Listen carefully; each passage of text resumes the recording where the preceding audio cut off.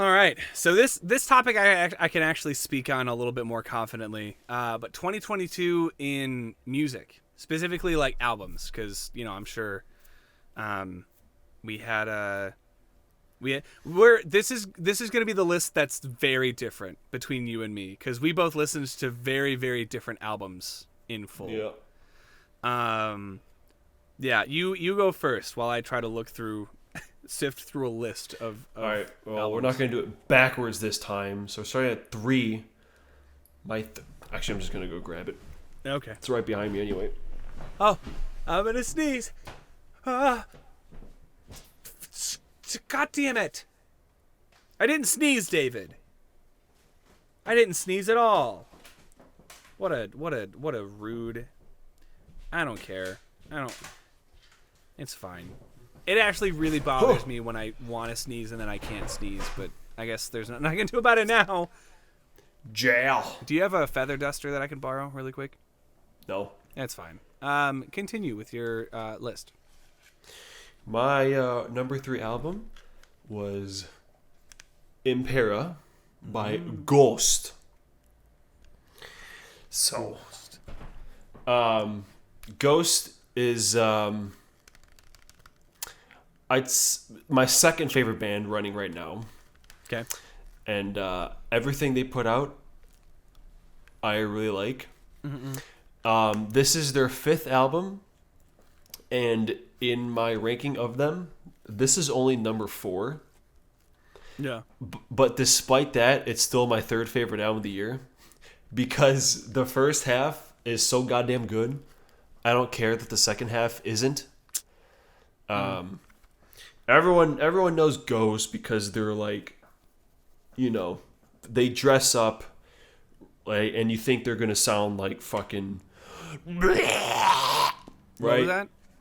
You think they're gonna sound like, Oh, thank you. I thank you for that. and then you listen to them and it's like poppy almost. Yeah. Yeah. Well, there was a song on that album that was trending on TikTok for a while. I think it still is, the Bloody Mary song. Oh no, that was like just a single, Oh, which I don't like that song, to be honest. that's fair. But yeah, it's just there's the way they write, or as he writes, because it's mostly Tobias Forge doing everything. But just the way he writes some songs, it's just so catchy, and it sounds good. It's really well produced, and yeah, it's just I don't know. I really like it. What else can I say? Yeah. But yeah, but like the second half of the album, it does have some songs I actually just like don't like, which it's very interesting because not many bands will like write songs that I absolutely love, Yeah. but then songs that I just kind of fucking hate. So very interesting. But yeah, that's number 3. Number 2 is Rashomon by Ibaraki. Oh, is that Matt Heafy's side Yes. project? Yes, it is. This is Matt's side Trivium thing. And, as I just mentioned that Ghost is my second favorite band today, Trivium is my first. And probably my first favorite band ever, to be honest. Yeah. And this is not them, but it has all of them on it, but it's not technically Trivium, Yeah. But yeah, it's a lot heavier than what Trivium does themselves. What the fuck are you just looking at your phone this whole time, bro? So I'm sorry. I'm trying to remember because there are some songs that I listened to a lot this year that came off of albums from last year, and I was trying to think in my head. Yeah. Anyway, you have my full attention. I'm here. I'm with you. Okay. Yeah, it's very brutal, but like the things I like the most in it are like the clean parts because Matt's got really good at singing, and like Yeah. every time it goes to like a clean part on this album, it's just it hits so good, and then plus it has the song Ronin, which I think is just a straight masterpiece. Minus the edgelord, but he's only in it for like a little bit. And I think he only screams too. Yeah, I mean, yeah. Yeah. But like, yeah, the whole second half of that song, holy shit, it's just so good. So, But yeah, man, anything he does, I'm just gonna absolutely love. same thing as the number one spot, as far as anything that they do. Exactly. Yeah. I watched your video. I fucking Yeah, watch yeah. your videos, dude. Yeah, you already know, man. You already know what the hell my list is. Yeah. But yeah, number one is Light Work by Devin Townsend. And well, it's such a soothing album to listen to. Why did It's- it sound like you were going to say something different? I thought you were going to say, it's such a fucking good album. It is such a fucking good album, but like it's listening to it in full, I think really helps, you know. It's definitely more about the experience rather than the songs individually. Yeah. Like if I was to like do my 10 favorite songs of the year, I'm not sure if any of them would even be in the top 10, Wow. but like together, like it's just the way it just flows Yeah. and sounds, it gives me a nice feeling because it's kind of a lot more along the lines of like what's the word, it's more accessible than a lot of his other stuff where Yeah. it can be like kind of crazy, although it does get pretty crazy. Like this, like the bonus album Nightwork has some crazy shit on there. Yeah. But yeah, man, I wasn't blown away the first time I heard it, but the second time I heard it, I was. Yeah, and that's all it from took there on was- out. It was just the two times. Yeah, I mean, I listened to it on headphones the second time, and then it just was totally different. Yeah, that's always interesting, is just how much an album changes depending on like how you listen to it, you know? Yeah. Yeah, but that's cool. So like your sort of general genre preference for your top 3.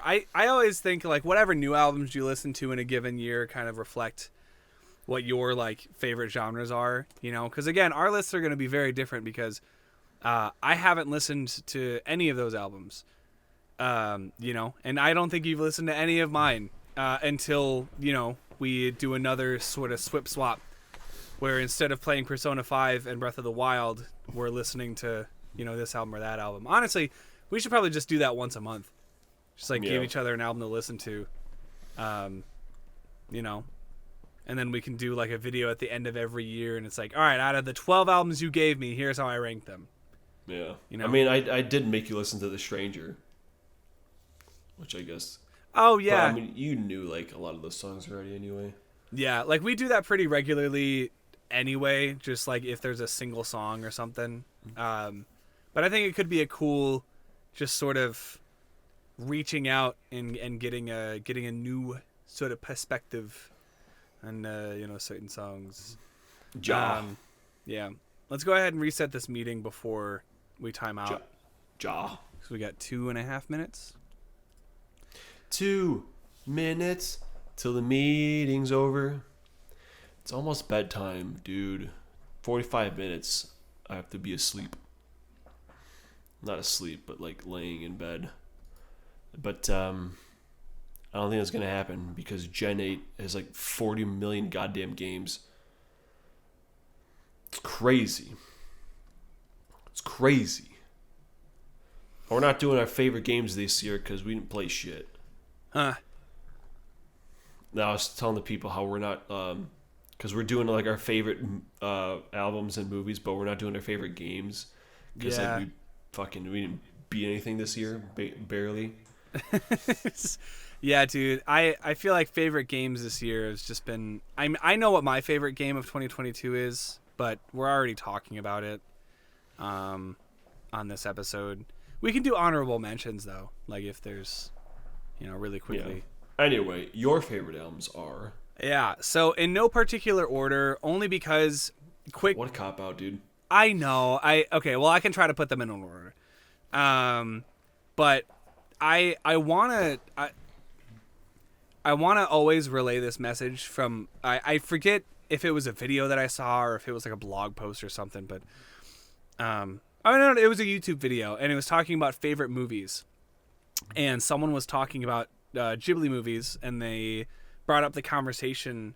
They started the video by saying, have you ever been in a conversation where someone asks you like favorite movie of all time, and it's like trying to pick like a favorite child? It's like, well, you know, if I want to watch like a romance movie, like I'll put this on, or if I'm in a like a horror mood, I'll put this on. So like it always kind of changes, and it's kind of tough to have like a favorite for the rest of time unless you have some like personal connection to it. Because I know we've talked about our favorite bands and like our favorite, you know, video games, and it's like no matter what else comes out, like those will always be on top for the most part.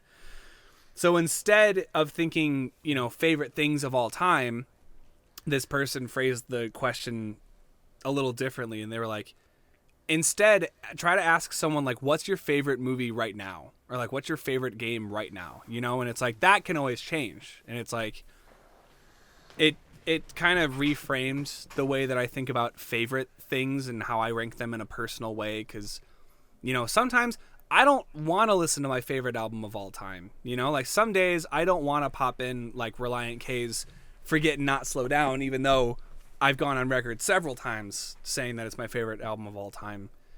Pun totally intended. Going on record. Insert record scratch. But my favorite albums this year, out of everything that I listened to, are all relatively surprising picks, because I didn't think I would enjoy these bands and artists. But yeah, I was about to pull out Sob Rock because I have it on vinyl, and I thought that came out in 2022. Nope, came out in 21. Nope. Yep. Yeah. But in number 3 was an album that I listened to like fairly recently. It's Beatopia by Biba Doobie. Yeah, and Biba Doobie is she falls under the category of artists that write super intimate like ukulele or guitar pop, and then they get into all sorts of other genres through that, you know, but it's mostly like there's a little bit of like garage rock in her music. There's a little bit of like electronic, like 1975-esque sounds. Like she even collaborates with Matt Healy on one of her songs on Beatopia. But yeah, dude, let me just double check to see if it actually came out in 2022. But yeah, I have been playing her song, what is it called? Talk, like the past bunch of days now. It's just on the top of my like liked songs list on Spotify. And I listened to the whole album down, and it definitely gets better as it goes. Like it starts in kind of a weird place, but it gets really, really good like towards the middle. Yeah, so number 2, I'm gonna say it. I really liked Pool Kids. Like I really liked Pool Kids' debut. I think it's their debut. Either way, it's their self-titled. And as far as like album structures go, I remember, because this is what I'm basing my list on. It's like, what albums have I listened to in full, and have I gone back to listen to in full like multiple times? And that's one of them. Just because I feel like the production is super solid, and like the songwriting is very consistent. And it's got a lot of good stuff on there, like a lot of really good tappy guitar lines and vocal call outs and stuff like that. And unlike Beatopia, like the sound, the production and everything is super consistent. So it's pretty much like you can tell it's the same band playing the entire album. And it only kind of reinforced that seeing them live. I think it just helped my opinion of those songs, because I'm like, oh yeah, they can do that shit for real too. Kind of like what Somewhere City was for me, like when we saw Origami for the first time. So I really like that album and that band. But my number 1 album of the year that came out this year, and really quickly, while you give me a drum roll, please, maybe, I gotta look up. I gotta look up if this came out.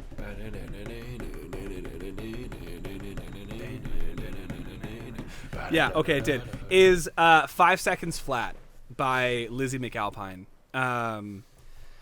I ended up listening to her song Erase Me featuring Jacob Collier last year, and I fell in love. And I was like, holy fuck. I thought it was a Jacob Collier song featuring Lizzie, but no, it was the other way around.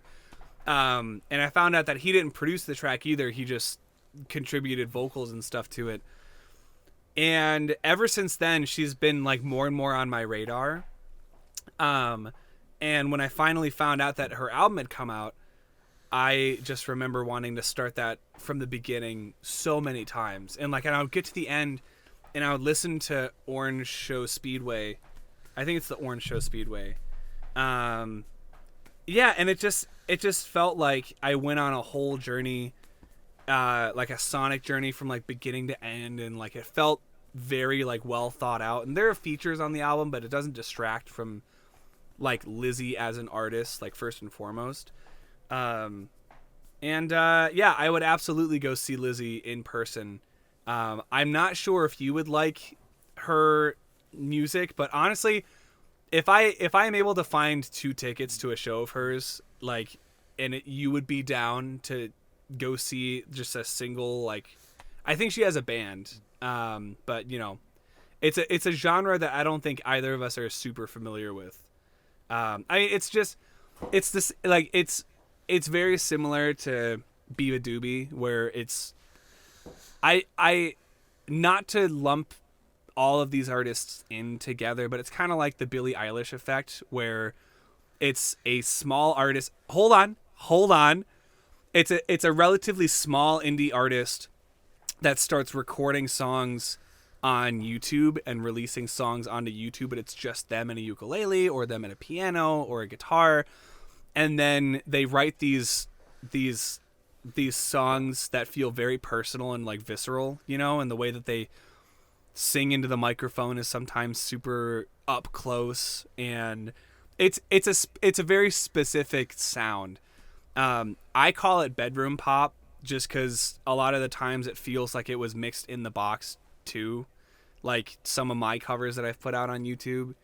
Not nearly as polished as some of these other artists, but yeah, so I'm very curious as to see what her live shows look like. But yeah, dude, I'm just surprised that so many albums that came out from artists that I really like, I didn't care too much for. I listened to the 1975's new album. I think it's Being Funny in a Foreign Language is the name of it. It was okay. I listened to Ed Sheeran's new album. It was fine, you know, like all of his albums are. Let's see.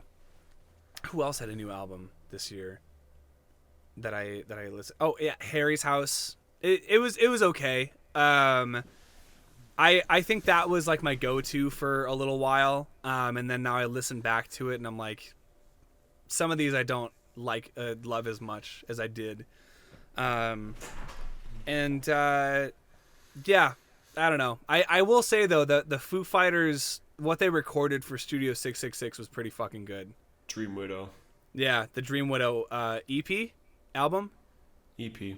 Yeah, it was really good. And then you know, Return and Arrival or Depart are also really good from Origami Angel. But what do you got? Oh, you're just putting your albums back? Oh, shit! You didn't see I got this? What? Yeah. No? Christmas from Haley. Woo! What does the record look like? Is it red or is it black? I think it's just black. Are there any cool liner notes? Yeah, it's just black. Liner notes? No, it's just like the lyrics in the back. Yeah, dude. You got it. Yeah. Oh, also another honorable mention. I liked Look Alive by Early Eyes, which is actually an album that I think we listened to, or at least I think I finished it for the first time with you, because I hadn't finished the last like couple of songs. Yeah, and it's a good time. I'm learning that my music taste is ever changing. It's like water or like mud, you know? Yeah. It's like a mudslide. It's kind of solid, but it always kind of shifts around. So I got like 10 honorable mentions. Dawn FM was number 4. yeah, Dawn FM. Oh, well, because of 3 songs. Exactly. Yeah. I think all 3 of those songs would be in my top 10 songs of the year. Wow. I love those songs. And then you got the fucking Lil Wayne one. It just makes me want to kill myself. Yeah. So the give and take, positive and negative. Yeah, bro. Rush in Circles. Fucking. I don't know what else. Yeah, Origami Angel you mentioned already. Yeah. Yeah, a lot of good stuff. A lot of good stuff. A lot of good stuff. Honestly, I think I enjoyed this year for music more than I did for movies and TV.